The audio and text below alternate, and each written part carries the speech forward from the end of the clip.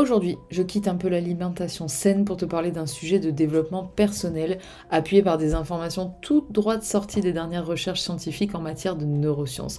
On va parler de blocage de communication, mais aussi de libération par la parole et de l'impact de l'un ou de l'autre sur notre santé. Alors on commence par voir un petit peu les blocages de communication. On commence par voir ce que signifie le thème blocage ou résistance égotique. Ça correspond à une partie de notre cerveau qui est appelée l'ego et qui va venir bloquer ou entraver notre communication. Donc l'ego, il est relié aux peurs et aux croyances issues de cette peur que notre famille, nos modèles, nos professeurs à l'école, etc. nous ont transmis. On vit dans une société où dire ce qu'on pense avec authenticité pose souci, dans la mesure où toute vérité n'est pas bonne à dire à qui n'est pas prêt à l'entendre. Un véritable tort, parce que ne pas parler, refuser la communication, garder pour soi, aujourd'hui c'est prouvé, ça endommage notre santé physique et mentale. On parle maintenant un petit peu des névroses. Alors, de nombreux chercheurs ont mis en évidence ce lien entre mauvaise communication ou manque de communication et problèmes de santé, notamment en prouvant le lien entre le ventre et le cerveau, cette connexion entre notre ventre et aussi notre système immunitaire. En résumé, tout ce qui nous traverse de douloureux mentalement, donc ce qui n'est pas exprimé, ce qui n'est pas traité, verbalisé, va créer une surtension électrique. Et cette tension électrique sera transmise à notre ventre, qui communique de manière directe, via les nerfs, les vaisseaux sanguins, les échanges hormonaux, etc., avec le cerveau.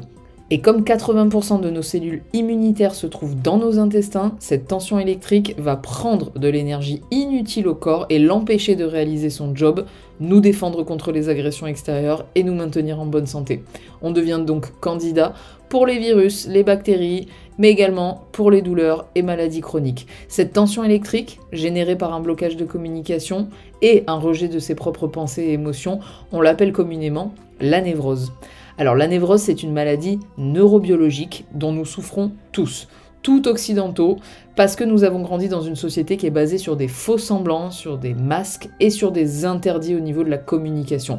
On nous a appris très tôt que dire la vérité toute crue n'est pas forcément une bonne idée, sous peine de blesser l'autre en face, sous peine de heurter son ego, sous peine qu'on nous tourne le dos, etc.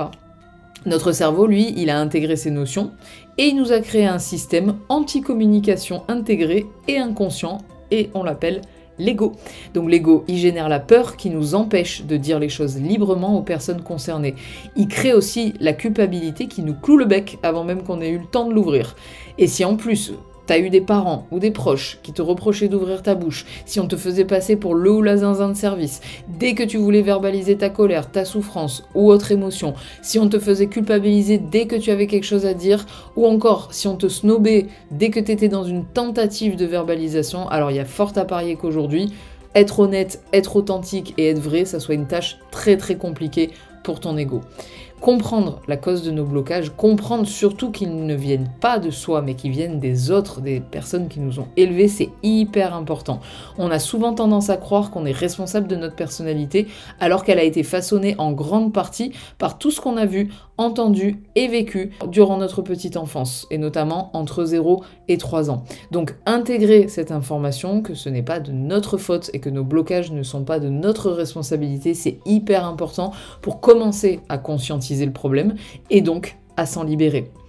Il y a aussi une tendance générale qui laisse penser que ceux qui crient, ceux qui l'ouvrent, ceux qui s'énervent, ceux qui verbalisent, ceux qui ne va pas, ce sont eux qui ont un problème et ce sont eux qui sont malsains et fous.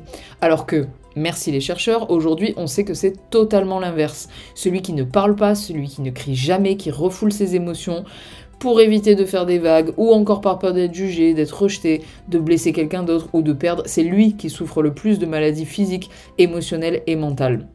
Alors, je pourrais citer du coup les travaux de Boris Cyrulnik sur la résilience, mais il y en a tant d'autres.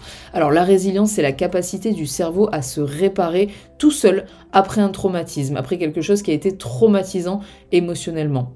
Dans ses travaux, Boris Cyrulnik, il prouve vraiment que lorsqu'on accepte ses ressentis, lorsqu'on les libère par la parole, ou l'écriture, ou l'art, ou autre, le cerveau active un circuit naturel et autonome de guérison. L'émotion qui avait créé une névrose et qui était restée coincée dans le circuit amygdale, cortex singulaire antérieur, néocortex, et qui tournaient en boucle depuis des années, voire des décennies, se retrouvent libérés. On libère la névrose, on libère la maladie mentale. C'est-à-dire que quand on se montre authentique avec soi-même surtout, mais aussi vis-à-vis des gens qui nous entourent, la névrose se dissout et disparaît. Le cerveau se guérit tout seul. Alors je terminerai ce podcast en te conseillant d'ouvrir ta bouche dès que tu en as l'occasion. Oui, tu vas heurter certainement. Oui, tu vas certainement blesser les personnes en face de toi en les mettant face à ton point de vue et ta vérité. Mais tu n'es pas responsable des autres, tu n'es pas responsable de ce qu'ils peuvent ressentir. Par contre, tu es responsable de toi et de ta santé. Donc si parler, dire les choses, s'exprimer peut te permettre de te guérir et surtout peut t'éviter de nombreuses maladies, alors parle. Parle à ceux qui t'ont fait du mal. Exprime ton point de vue. Quand bien même tu prends le risque d'être critiqué, rejeté, etc. Pose tes limites, exprime tes besoins, tes envies. Et si on ne t'écoute pas, si ça ne fait rien en face, si ça ne produit aucune réaction en face de toi, eh bien c'est pas grave. Au moins, tu l'auras dit et tu auras enclenché le processus biologique et naturel de ton cerveau qui va te permettre de libérer tes tensions nerveuses, de libérer tes névroses. Essaye de traverser ta peur, affranchis-toi de la culpabilité d'être ce que tu es, autorise-toi à ressentir ce qui te traverse et accueille tes pensées sans jugement, même les plus sombres. Et c'est par ce processus d'accueil et d'auto-acceptation que tu iras vers plus de lumière et plus de guérison. J'espère que ce podcast t'a plu. Si c'est le cas, n'hésite pas à le partager. Si tu as besoin de plus d'informations, n'hésite pas à te rendre sur notre site internet pour découvrir tous les services que nous proposons. Et je te dis à très vite.